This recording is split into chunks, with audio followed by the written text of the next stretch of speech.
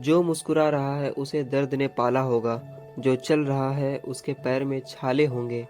बिना संघर्ष के इंसान चमक नहीं सकता, जो जलेगा उसी दिए में उजला होगा। फिर क्यों बचे संघर्ष से? संघर्ष ही तो जीवन है। जितना कठिन संघर्ष होगा उतनी ही बड़ी जीत होगी। एक बार किसान ऊपर वाले से नाराज हो गया। किसान बहुत मेहनती था, बहुत मेहनत से अनाज उगाता था, उसकी देखभाल करता था, पर अक्सर उसकी फसल खराब हो जाया करती थी। कभी सूखा पड़ जाता था, तो कभी बाढ़, तो कभी तेज धूप, तो कभी आंधी।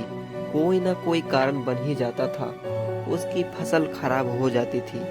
एक दिन किसान गुस्से में आसमान की ओर देखकर बोला, आपको लोग सर्वज्ञाता मानते हैं, आपको सब कुछ आता है, लेकिन मुझे ऐसा नहीं लगता। आपको खेती बाड़ी नहीं आती, कब बारिश देना है, कब धूप देना है। फिर किसान ने कहा, यदि आप मेरे हाथ में ये शक्ति दे दे कि जैसा मैं चाहूँ वैसा मौसम कर दूं, फिर आप देखना मैं अनाज का भंडार लगा दूंगा। ऊपर वाले इस तीखे वाक्य सुनकर मुस्कुराया और बोले, मैं आज से तुझे यह शक्ति देता हूँ कि तुम अपनी खेती पर तुम्हारी जैसी इच्छा हो तुम वैसा मौसम कर दोगे। मैं बिल्कुल भी दखल नहीं दूंगा, तुम्हारी इच्छा से सब कुछ होगा। यह सुनकर किसान बहुत ज्यादा खुश हुआ। किसान ने गेहूं की फसल अपनी खेतों में बोई। जब उसे लगा खेतों में धूप चाहिए तो खेतों में धूप मिले, जब पानी बरसना चाहिए तभी पानी बरसा। आंधी तूफान बाढ़ कुछ भी किसान ने अपने खेत में आने नहीं दिया।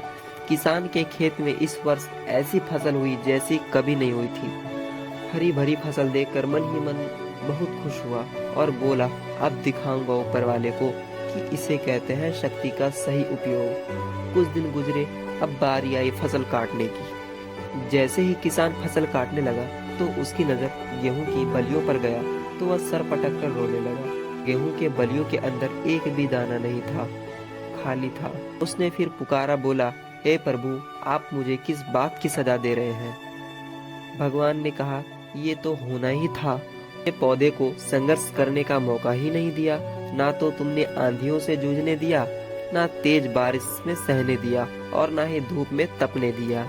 एक भी चुनौती का सामना नहीं करने दिया, इसलिए सारे पौधे अंदर से खोखले रह गए।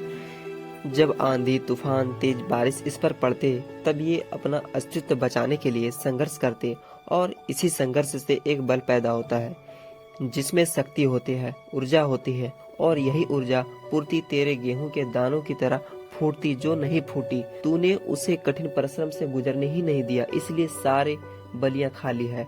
याद रखिए, कोयले का टुकड़ा हीरा तभी बनता है जब वह उच्च ताप की मुश्किल परिस्थिति से गुजरता है।